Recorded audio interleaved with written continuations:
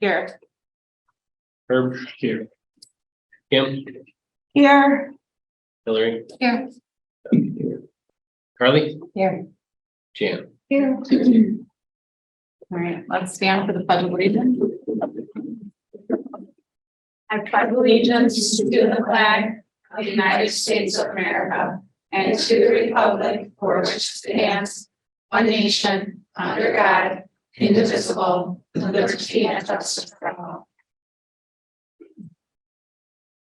So first up is our student report, our student reps, Claire Schmaltz and Jacqueline Shaw. Come on up, girls. That is your clicker. Turn it on the side there. You do.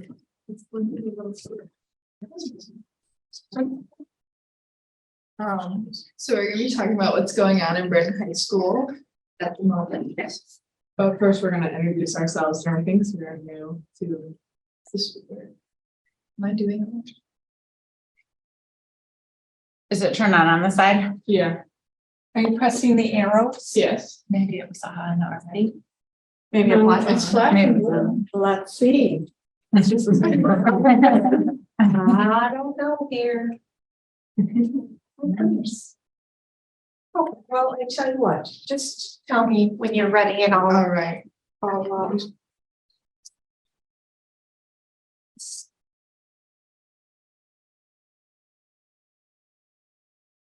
Okay, So flip the first one in. all right. So I am Jacqueline Shell and I am the student council president for next year. And I am also currently the junior class president. I'm Claire Schmaltz. I'm the student council vice president, and I like to run cross country and track. That's my sport. I like to read. I'm a cheerleader and a power lifter.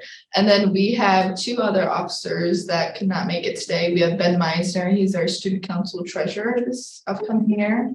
And then we have Emma Kay, and she's our student council secretary, as well as she is the sophomore class president. So now we're going to know like what's going on around Brandon High School. So this month we took SAT testing and the PSAT. SAT is for the juniors and seniors, and the PSAT is for the sophomores and the freshmen. We also have been taking AP testing for the past couple of weeks, which is advanced placement for colleges to get college credit. And then we also had prom this week, and we passed out the graduation course to all of our recent graduates, which will be soon. And then we also had a trip to the DIA with the Spanish Honor Society. And then we also have won the STEM competition, which was math and physics. We competed against 12 other schools. Yes. We also won at the bridge competition. They got second and third, which was really exciting. And then Spanish and AP classes. Oh, that was a repeat. I'm sorry. And then robotics also qualified for the world championship. And then sorry. There's another section. We have our senior walk coming up this Friday, as well as graduation coming up this Sunday, which we have another slide on that. And then we had decision day recently for all of our seniors to decide where they're going. And we also had our band ice cream socialism. And then what is going on in student council? We recently had our teacher appreciation week, which we had a week full of events and stuff in honor of our teachers because we love them so much. And we just had Star Awards, which is technically for seniors who are rocking, and we passed out awards and had a fun day with that, giving out awards to those seniors. We have our spirit trip coming up that we're in the middle of planning. That is June 1st, which is whatever class has participated the most in our spirit weeks throughout our school year, they end up winning a trip. And this year we're going to Cedar Point, like I said, on June 1st. And that was also the class of 2024 that won. And we just had new members come in. We did interviews for 8th grade all the way up to upcoming seniors for our new council next year. And we have that coming up May 25th, Yes. Where we're going to meet all our new members and start talking about next year. And then we do have a homecoming date now, which I believe is the last weekend of September. And as soon as we meet with all our new members, we are going to start planning homecoming. And we also just had our class officer elections, which is why we're here. We're your new student council officers. And then, like we said before, graduation is this upcoming Sunday at the VHS football field at 2 p.m. Is there any questions? No, thank you. That's great. There's a lot going on there. Yeah. Got a busy high Oh, yeah. school. Yeah. Thank you. So Thanks, girls. All right, next up is superintendent reports. Good evening. I'd like to start this evening introducing Mr. Jason Sheldon. He is one of our 8th grade teachers at Brandon Middle School. He is joining us via Zoom to share with the board and the community information on an upcoming 8th grade trip. Jason, I pass it to you. Okay, can everybody hear me okay? Yes. Yes. Okay. I apologize for not being able to be there. I really tried and thought I had the baseball stuff squared away, and then my youngest got the stomach flu last night, so I'm not at baseball or the board meeting. So it's one of those days that we all have as parents. But the Cedar Point trip is something we've done at the middle school for quite a few years. We have not done it since 2019 due to the pandemic, but we're bringing it back. And essentially, it's an 8th grade award trip for 8th grade students who have good grades, are attending school, and are staying out of trouble. It's not just an end of the year trip for 8th graders. Although most do qualify for the trip, they're aware that there are criteria in place. And honestly, it serves as sort of a motivator towards the end of the school year for them to keep their grades up, keep coming to school, keep doing what they need to do, because especially 8th graders, it's kind of like the middle school version of senioritis. They start to want to check out. And honestly, this past week, when the weather started getting warm again, they start thinking it's the second week or third week of June and it's only May. So what we've got is a trip that this year we've got 97 of our 8th grade students currently signed up to go. As I said, it's a reward for academic success and good citizenship.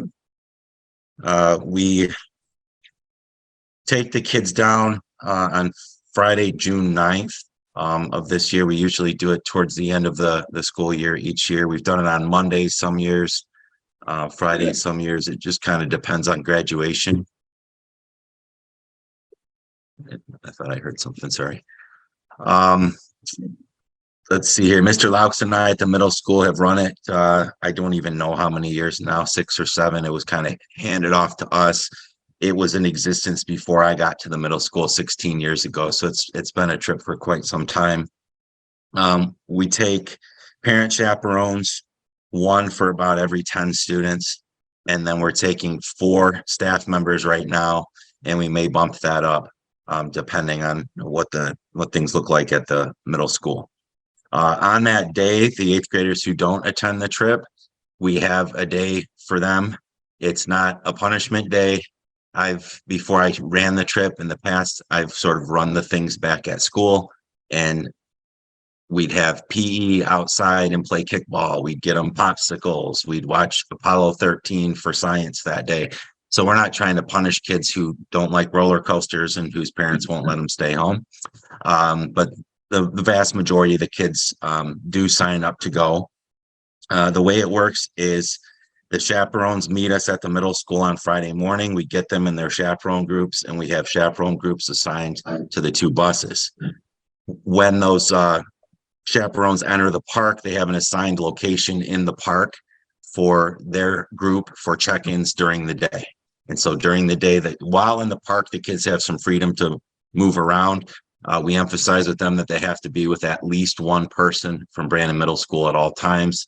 If we see them walking around by themselves, we have a conversation with them, and they know that the punishment is to have to sit out, which sitting out in an amusement park is not the best thing to do or the most fun thing to do. So they have some freedom to move around and do what they'd like, but at designated times during the day, they have to go to that check-in point and check in person, face-to-face with their chaperone, so that we know that they're okay. And with phones, obviously much more prominent than they were when I started teaching. We emphasize to them that a text message,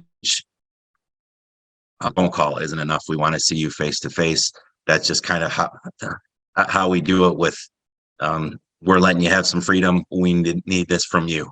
We set it up in time windows of half an hour. So the chaperone's in that spot so that we don't run into kids who were in line for a coaster for an hour and a half and they feel like, what do I do? Do I get out of the line? That sort of thing. So we've, thought that through, and we've never had major issues in the past, but we have had kids who didn't come and check in, and then we go and on a little manhunt in the park and find them, and they have to sit on the picnic table with the teachers for 2 hours, which probably feels like about 8 when you're at an amusement park with your friends and you can't do anything. So it has happened from time to time. We take the Blue Lakes Charter tour buses down and back. I'm trying to think of what else I've got here. Oh, food purchases are made individually in the park. So we buy the tickets, we pay the bus fee. That's all taken care of. The day of the trip, they bring money for food within the park. I think that was pretty much what I had. We do have a master list of parent contact, emergency contact info that we have. We make sure that we have all the medications that the kids take during the day at a staff table in the park. I don't know if you have any questions. I may be missing something, but we've done this trip for a long time and we've never presented for the board before. So I'm the first one to do it. So I guess if there are questions, I'm sure I can answer them, but I don't know if I missed anything glaring or if I covered things. We're good. I think that was very thorough, Mr. Sheldon. Thank you. Okay. I tend to talk too much instead of too little, but I still always feel like maybe I missed something. So No, thank you. We appreciate it. Thanks for letting us. Hope your youngest feels better. thank you. Yeah, I'm just hoping it doesn't spread, Thank you, Mr. Sheldon. There is an action item in today's agenda to address the Cedar Point trip. So we'll see that here later this evening. So thank you again. Thank you. There are several introductions that I have here under my superintendent's report. I'm actually going to switch them around just a little bit. The first, I would like to introduce Mr. Lance Harper. So Lance Harper is here. He is our interim principal at Brandon Middle School. He began serving for us very recently, and he will be with us until the remainder of the school year. We are exceptionally appreciative of Mr. Harper's dedication to our district already, going above and beyond in so very many ways. He comes to us exceptionally experienced, not only as a middle school teacher at one point in time, but over 30 years as an administrator, and most of those up in Davison, so not too far away from us. So he's been serving as an interim in a variety of capacities since he's been fully retired 5 years ago. So he's no stranger to the interim role. And we just feel so very thankful that you are spending your time here with us in the district. And we just wanted to introduce you to our board and our community. Thank you. Yeah, thank you. And thank you very much for the opportunity as well. It's always nice to serve. Even after you've been retired, it's nice to be retired, but it's nice to be in. So thank you very much. Thank you. We appreciate it. The next introduction I would like to make is actually for Mrs. Coy Stewart. Mrs. Coy Stewart is our current Oakwood principal, and many of you are aware that I've recently transitioned into this seat, and I was formerly the executive director of curriculum and instruction. And so with my transition, it leaves a vacancy in the district. And Mrs. Stewart began with us many years ago. She student taught and never left. And I'm not going to say how many years. 1993. Yeah. So during her time with us, she served in a variety of capacities, boots on the ground, classroom teacher, reading specialist, reading coach, assistant principal at the elementary, principal at the elementary. And we are just so thankful that we get to spread her expertise even wider across the district, as she will be taking on the new executive director of curriculum role starting on July 1st. So thank you, Mrs. So the reason for the transition, my change in order, I think now makes sense because now that we recognize there's a vacancy at Oakwood Elementary because Mrs. Stewart is assuming the executive director of curriculum and instruction. The district went on a big search in an attempt to fill the big shoes that Mrs. Stewart has left behind or will be leaving behind at Oakwood. And that was a very vast search, many applicants. We did have 3 full rounds of interview. As we went into those interviews, we took feedback from the community. We took feedback from our staff to determine the attributes of an individual that we felt would best suit Oakwood Elementary. And I'm delighted this evening to present to you Colleen Ransford. She exceeded all expectations in our interview process. Today I have an entry plan that she created, a PowerPoint that she put together. She comes to us from Oxford, where she currently is the IB coordinator and math coach across the district, IB coordinator at the elementary level. She has many years of experience as a classroom teacher in Oxford and Denver, Colorado, and a couple places in between through her vast career when she began in 2005. So we are super excited. One of the biggest things we were looking for in a new principal was somebody that really wanted to be in Brandon and wanted to be committed to our students and our families. And Colleen provided us the assurance that we were looking for, that this is a place she's ready to call home. And we're very excited to welcome her here. So Colleen, thank you very much. Very excited. Thank you. We'll be seeing you soon. Yes. So I appreciate the time that you took to join us this evening. Thank you. Absolutely, thank you. All right, and with that said, I would like to then introduce Dr. Jessica Cohen. She will be here this evening to provide a showcase to our community relative to our special education services. So thank you. Yes. I have my own clicker. Oh, you don't know? That's Will that work? That's Okay. working, yes. Okay. I'm shy.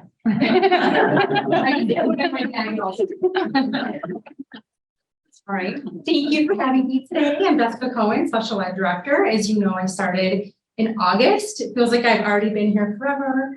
Love the Brandon community and my partners, my administrative partners in this work. So today I am showcasing, I had a hard time deciding what to showcase. I feel like we have fantastic programming, birth through age 26.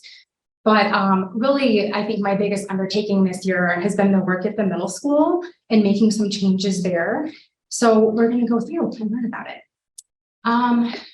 First, we'll go through a data portrait, some changes, and looking at our suspension academic data, and we'll review next steps. So this is just a chart. I think this is really interesting. Just our disability snapshot. So Brandon is in the orange there, Oakland County gray, statewide green. So just looking at our areas of eligibility. So you can see we're heavy on specific learning disability, but low in other areas. And looking at different districts, I can tell you every district kind of has their outlier, but this has been, one meeting I've had with our school psychs to think about, is there something that we're doing or not doing? Why is our number quite so high? So we're always working, we're always evolving our practice. So this is just one important data piece that drives our work. And then here is our M-STEP data from 21-22. The blue is where the general ed population performed, and the orange circles are our special ed population. So you can see we have some work to do there across the board, across our grade levels. Of course, these students have an impairment, so we don't expect them necessarily to be performing at grade level, or they wouldn't be eligible, right, under special education. However, when we have some 0% proficiency, that's concerning. So again, another data point kind of driving our work forward. All right, so that's our fabulous middle school team. We've had several conversations this year thinking about our data and where we need to make some changes to move our data and move for suspensions, for academics, for everything. So many meetings happened with me, without me. They thoughtfully and collaboratively redesigned our directed study. So our directed study was a special education hour where students who had IEPs would go. And I found out it wasn't quite so directed. It was kind of lots of kids with different needs would be in there. And so the teachers kind of were running around trying to support, but they felt maybe ill-equipped to do so with the time frame and just the vast array of disabilities and needs. So we made some changes, which I'll review in a moment. We also created an academic resource center and chill zone for additional outcomes to meet students' needs. I'll go through. And you may know that the middle school was a targeted school of improvement with the state due to our low performance in the special education subgroup. So we've really spent a lot of time focusing on that. We do have a committee which includes 9 BMS staff members, all 4 of our special ed teachers, our school psychologists, both school counselors, our general ed teachers. Oh, and there's a 10th. Did I put social worker? Our social workers on there as well. And then our building administrator and myself. So our biggest work was looking at our data and thinking about next steps. So we did revise our special ed model starting second semester in January. We updated accommodation logs for teachers, which we did seek feedback. And a lot of the teachers said, wow, it's great having, even though it's maybe more paperwork, just to kind of be always seeing what are my students' accommodations, right? There's a lot of students coming your way as a gen ed teacher. So to always have it at the forefront, including in your sub plan, so everyone's aware. We've created some intentional collaboration time between general and special educators. So we've subbed teachers out to meet with all of their colleagues to talk about students, to think about what can we do to support those students academically, behaviorally. So that was a really common theme, is that they want more time together. And so how can we do that within our current structure? So to be continued with that, right? Because everyone wants to use our PD time next year for different things already. So we've also collaborated with Oakland schools to explore curriculum and class structure. That was just a few weeks ago. We had a great conversation with them, thinking about how can we further refine our practices within the directed study. So this is a continuum model of what our middle school special ed support structure looks like currently. So we have least restrictive on the left, most restrictive on the right. So general ed class, student is just in the gen ed class, right? Taught by the gen ed teacher. And that might be true for many of our students on IEPs. Then there's co-teaching, which is an additional layer of support. So a special ed teacher will go in and co-teach with the general ed teacher. And can support in a variety of ways. And then there is math and English language arts essentials. So this is what we renamed directed study. So the students are still coming to that support hour, but it's focused on either math or English and language arts, depending on their area of need. So the teachers have responded, they really like it because they feel more impactful as teachers, because they actually have a focus during their time, not, maybe math and reading at the same time, trying to help with the science test. So this has helped focus our instruction. And then there also is, for our most impacted students, the resource room, which is like a swap out. So these students would be taking the MyAccess instead of MSTEP. They would usually be in the cognitively impaired range, perhaps not diploma bound. But not necessarily. We don't like to necessarily make those decisions so early on, but if you're reading 4 or more grade levels below, that's a significant gap to fill. So they would be receiving an alternate curriculum, where the others are all aligned still to our gen ed curriculum. Any questions about this piece? Okay. And we also added an ARC, the Academic Resource Center, and the Chill Zone. So the ARC is staffed with a para, and it's a dedicated space for students with IEPs or 504s to receive accommodations on assessments. So before, they were kind of coming into directed study. So you might imagine there might be 5 different tests coming your way as a teacher, really hard to make those accommodations at the same time. So this is planned ahead, which increases collaboration and communication too. So the teachers know ahead, the para knows ahead, what test am I giving? what hour. So then the student is kind of expected then to show up at the ARC instead of their class that day or a time that's been prearranged. And then the chill zone is a dedicated space for any student, gen ed, special ed, doesn't matter. And this focuses on mental health, coping skills, and self-regulation. The students check in at the counseling office and then they take a 10-minute break. So they are timed and expected to rejoin class. And then there's always a follow-up by a mental health team member. So looking at our data, our suspension data has improved over time. Our fall incident number of reported incidents were 66, and then our spring incidents were 34. So that's a nice reduction over time. And that could be due to our intentional focus on trauma-informed practices, which our PD focused on this year, professional learning focused on discipline and student protections. So I went to one of their staff meetings and we just talked about manifestation meetings, protections for students with disabilities, why they have a right to still, have their free appropriate public education, whether they're suspended or not. So that was helpful, I think, for just the staff to know in general why we do what we do. And then increased focus on restorative practices and conversations with students. So the mental health team really did a great job at the middle school of modeling this for teachers and staff. So, if someone were to deface the bathroom wall, for instance, then maybe their restorative work is cleaning that bathroom wall or working with the custodian the next day, right? And feeling some ownership over that wall instead of just getting suspended. Now, our academic data has not fared as well yet, but I'm hoping that this will improve over time. So you can see we stayed pretty steady, and this is our most significantly behind grade level. And this is this year's data from fall to spring on the NWA. So our TSI committee is meeting tomorrow, actually, and we'll be reviewing this data and coming up with some reasons, maybe why, like our reading went down for sixth grade, but then stayed steady across the other areas. So we did just start these changes in January. So I was hoping to see changes already, but I didn't want to not include this. I won't hide from the data, but this provides an opportunity for us, I think, to dig deeper and to think about our next steps.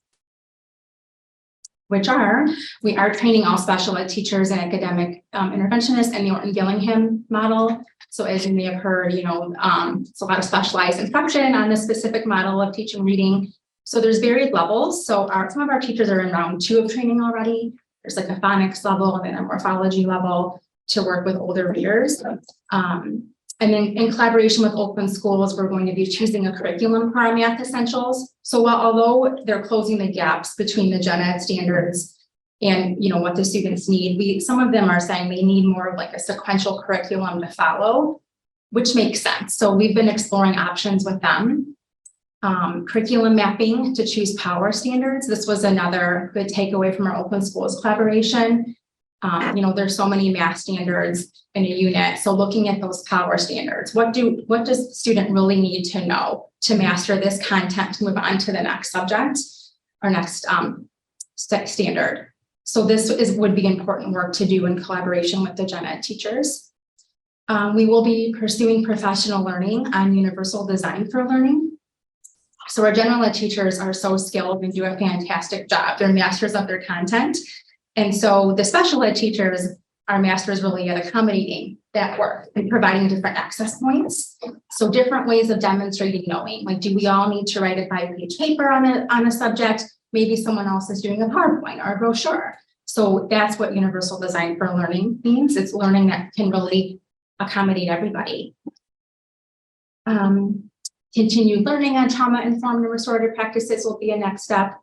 And then refining the school-wide positive behavior intervention and support system. So really being intentional with our grades and rewarding students, whether it's star awards, pop awards, all kinds of different awards, but acknowledging those positive pieces so students see there's recognition for doing what's right. Any questions? I feel like I flew through that. Great. All right. We'll have better data in the fall.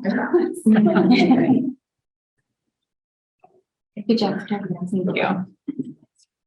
All right, so next is public comments and questions on agenda business. We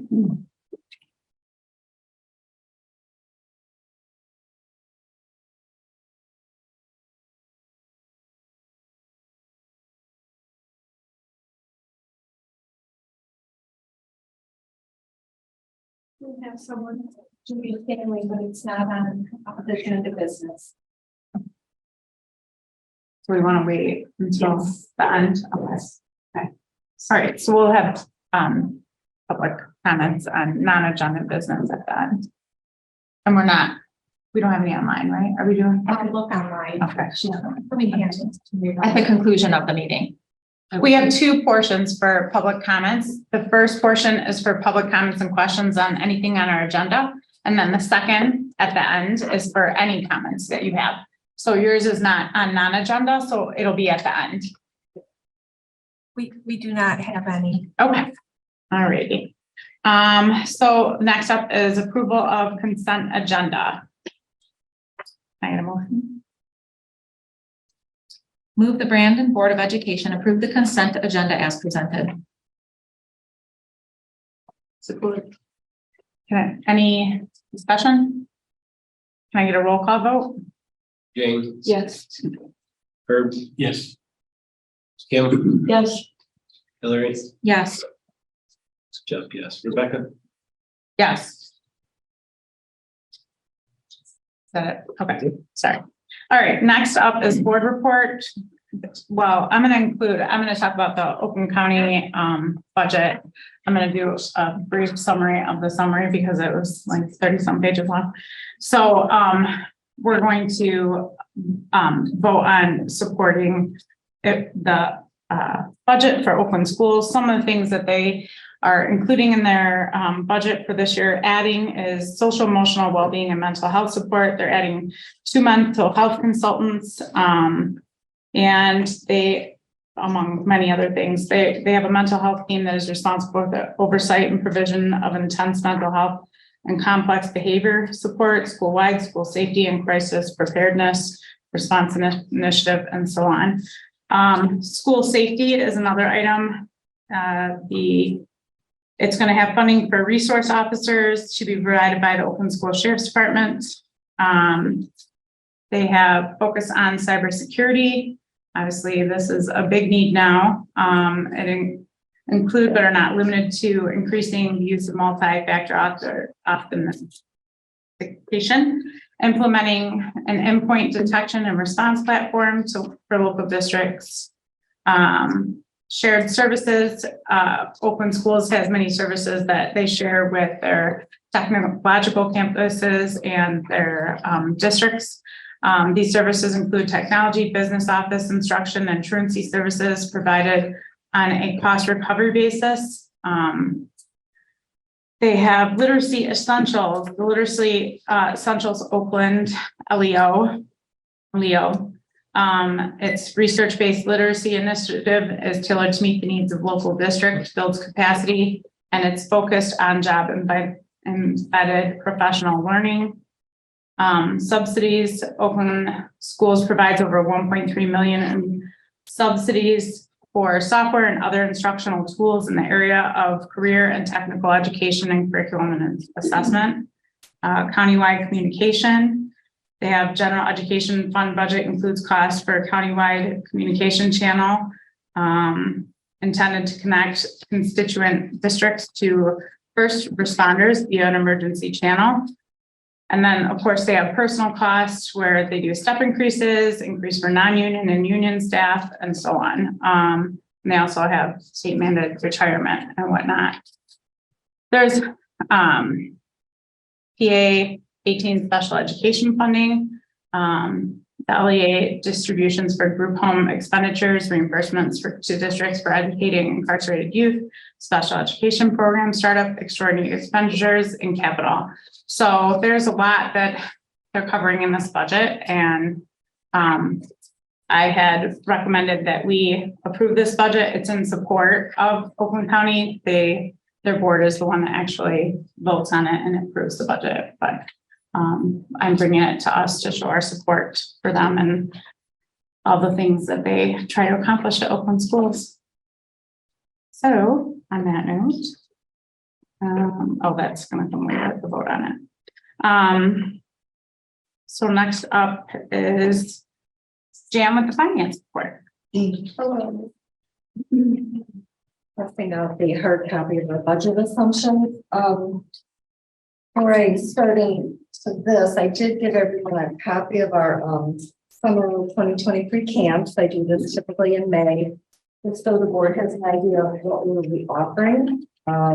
Once again, we're able to, I put this in board notes, but for anybody that missed it, we're able to use our ESSER money to offer our camps at a much reduced rate. So we had last summer 335 students take advantage, which is a really good number. So it's popular. Next month, mandatory that the board adopt a budget for next year. We have to adopt that by June 30th. So in preparation for the budget, the sheet that I handed out is are the assumptions that are currently being used for the preparation of the budget. And I always go through this with the board so that if you have any feedback or questions on why we use an assumption, perhaps now would be the time to do that. So then we could change an assumption in the budget. So as you can see on the top, we have an enrollment study this year, and then we're looking at year over year and keeping tabs on our kindergarten enrollment. So kindergarten enrollment's a little down right now, but we're hopeful maybe that's just parents not getting all their registration materials. Then at any rate, we're going to work off of a 50 student loss reduction next year. Hopefully it'll be better than that, but for the budget's sake or for the original budget, that is the number that we're currently working off of. And also there's 3 proposals out there for pupil increase. We decided to go with the governor's proposal, $458 per pupil. It's kind of in the middle. Again, I think I referenced this in board notes a couple weeks ago. So that are the assumptions on our revenue. Student loss plays into our state aid next year. Currently, we receive $9,150 from the state per pupil. So with the 458 increase, that would give us $9,608 per pupil. We have other sources as well, but that's just our state aid. On the reduction side next year, we have, and you can see 1 staff reduction, and that's really, she is currently a long-term sub this year. So there's some movement going on. And through that, then we'll see 1 reduction of her salary. And then we have 4 retirements that we will not be replacing. And you can see that number there. And then we'll have a full year next year of our first student buses just went back last week. So we will no longer be paying to lease buses next year. And that's because we purchased 7 buses this year. So that's a savings to general fund. We've been leasing those buses. So we were able to buy buses with bond money. That's a savings there. On the proposed expenditure increases, we do have medical, the hard cap is increasing next year 4.1%. We always like to plan and have a number in there for we call it an investment in our staff for what we might think our budget might be for staff increases. Our transportation contract is increasing 2.5%. Our E-rate project, E-rate is a federal program, it's technology programs, and we pay 30%. So if a program's 100 or a project's 100,000, it costs us 30,000. And we do have a project on board for next year that will come to the board for approval, but the plan is underway. Thomas is working on that. So I have a number in there. The next one is the big one, or bigger than it's been, the custodial contract. We've talked about that several times with winter and spring. The minister's blended rate, I'm still waiting to get a number there from the state, but it's not going to be a huge number, but I always put it in my planning. That's the amount that we pay on every dollar of employee wages. We have to pay a percentage into the state. Currently, there's a scale that it can be anywhere from 22 to 28%. Center program changes, this has to do with Jessica's area and how many students we send every year to center programs. These are students that we try, but we cannot service. So we send them to an Oakland County, another school district that runs the program. So at this point, we are looking at, I spoke to Jessica, and we're looking to add one student next year. There's a program in Hazel Park now. Again, that could go up, could go down. We could get a student that moves in and that needs the summer program. So that's the budget right now. And then we also, in the special ed realm, are looking to add an additional resource room teacher next year. So that's an add of one FTE. And the number in there includes benefits and everything. So it's not just their salary. So anyway, if we go through all of that, again, these are just proposed assumptions and, things change. We would be looking at a net increase or a net cost next year of almost $500,000. To offset that, we're projecting $494,000 of increased revenue, and that has to do with that per pupil increase, less the students we're going to lose. And then PA 18, I did get the number from Oakland schools, and that's going up. So we're looking at a slight operating surplus, just under 50,000. And then the carryover surplus, that number of 400,000 is what this year's budget would carry over to next year. We're going to use that this year. It's on the agenda tonight to pay for a couple bond projects, but we're not planning to pay for bond projects next year. So that would be there. So the operating surplus is positive, just slightly, and then the potential fund balance impact is a positive number as well.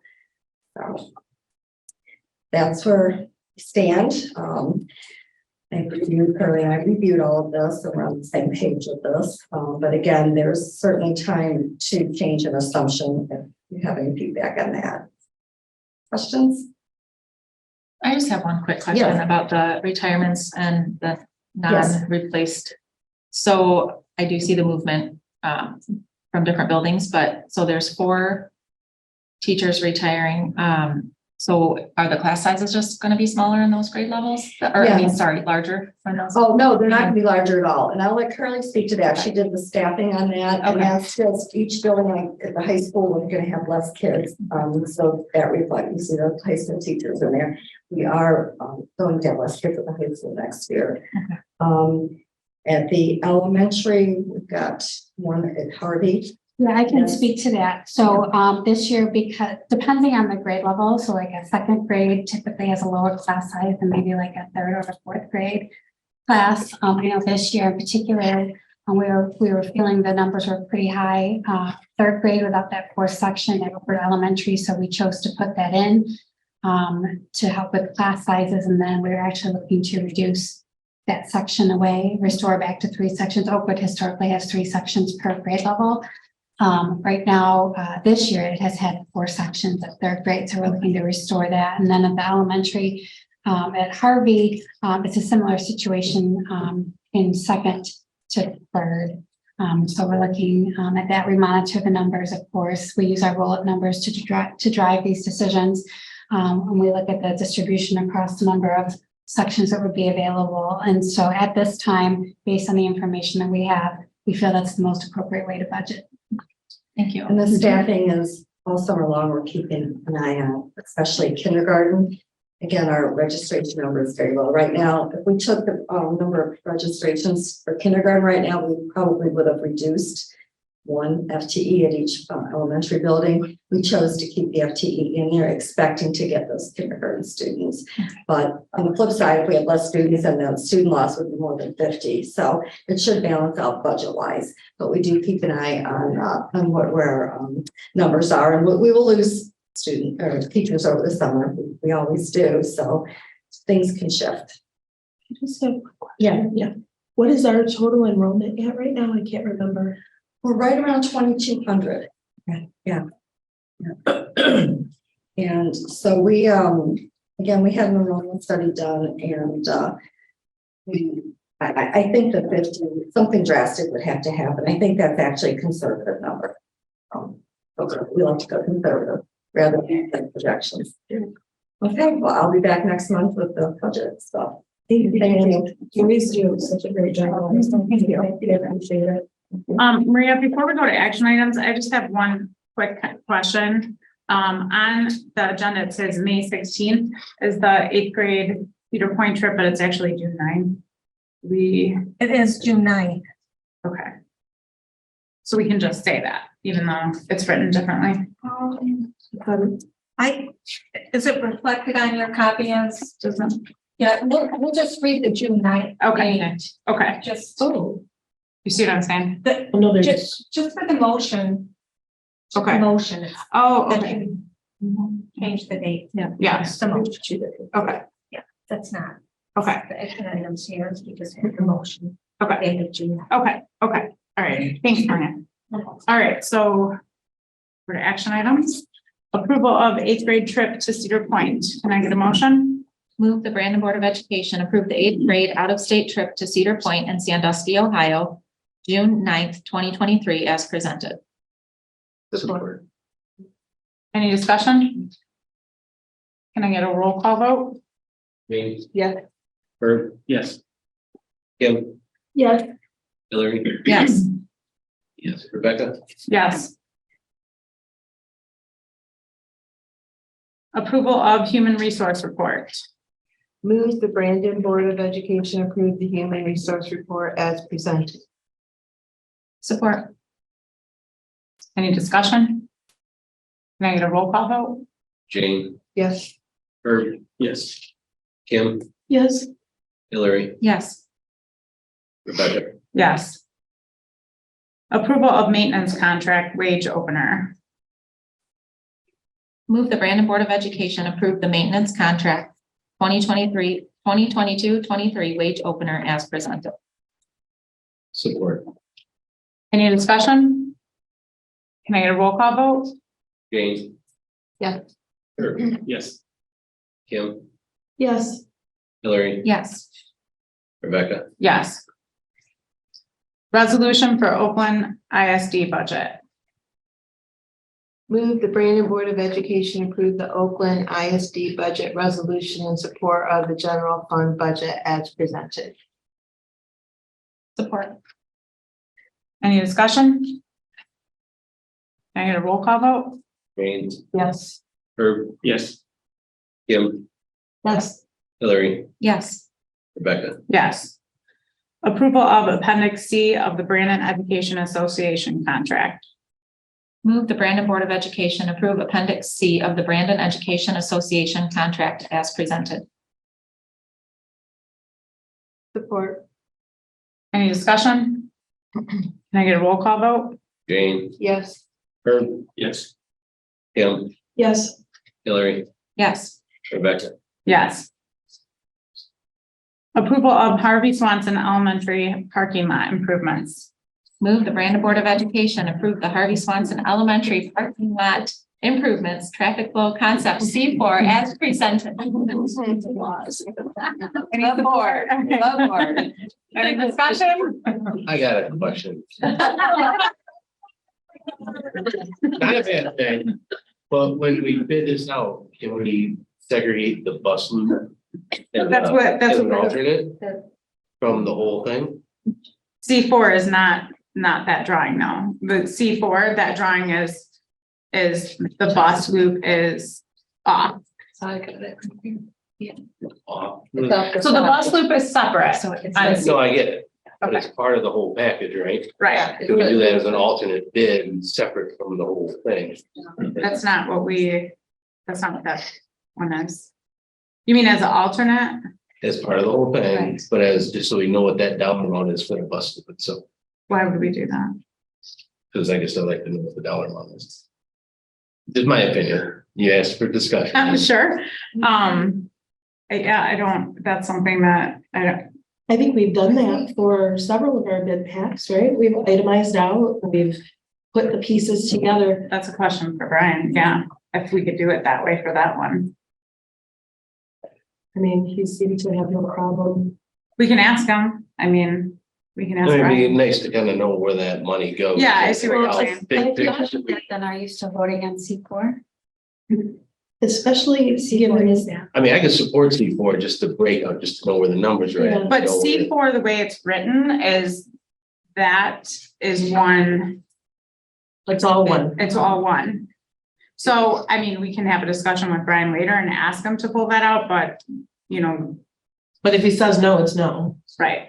Yeah, so given the conversation that we had on Wednesday, looking at some of those numbers, I think it's important to bucket these out so that we can move things if we need to, because we had a couple of line items shown on Wednesday where there was nothing left, right?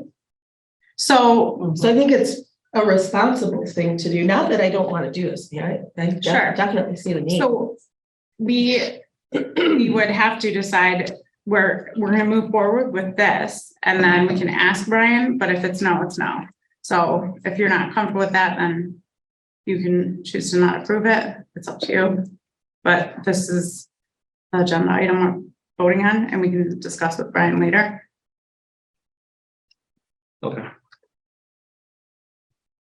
Anything else? All right. I don't remember where we're at. Did we already move it? Support and discussion. Okay, Yeah, all we're right. supposed to discuss Okay. before we move, but I think, aren't we? Oh, before we support. I don't know. But go ahead. All right, can I get a roll call vote? Jane, Yes. Herb. Yes. Kim, No, Hillary, Yes, I'm on the fence. I'd like to know if we can split it, so I'm gonna probably go with no also. Okay, Rebecca, yes.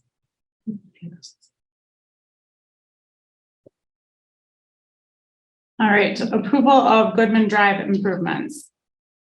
move the Brandon Board of Education approve the Goodman Drive improvements as presented.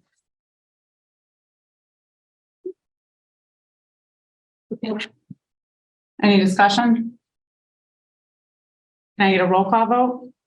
Jane, Yes. Herb. Yes. Kim, yes, Hillary, Yes, Chuck, yes. Rebecca, Yes. Approval of expenditure reclassification. Move the Brandon Board of Education approve the expenditure reclassification of the ROK security camera project and the new district-wide phone emergency communication system to the general fund as presented. support. Any discussion? Can I get a roll call vote? Jane, Yes. Herb. Yes. Kim, yes, Hillary, Yes, Chuck, yes. Rebecca, Yes. All right, now citizens input. So Judy Stanley, you are going to talk about robotics. I can stay right here. You can stand wherever you want. My name is Judy Stanley, and my purpose is to speak to your robotics program. You may be familiar with the program here at Brandon High School. It was featured in the April district website, and it included a lot of photographs and district overview of the program. My first exposure to robotics was in 2015 at a recycling event at Oakland Elementary. I don't know if you've ever been to a robotics competition. As a proud grandparent, a team member, I went to 3 in-state competitions during March and April. It was unlike any sporting event I've ever been to. It was nonstop joy and enthusiasm, teamwork, and it was really loud. From what I learned about robotics teams, they were founded in 1997 by General Motors Truck and Bus Group. The name Truck Town Thunder, or T3, was given to the group. They met in North Oakland County. In 2010, T3 moved to Brandon High School, where they were able to use the metal shop, the CAD classroom, and another classroom. The funding sources come from the Michigan Department of Education grants. Because T3 is one of the original General Motors teams, they get registration fees covered for the competition. And this year it was pretty substantial. Your T3 team is funded three ways, either scholarships or donations or grants.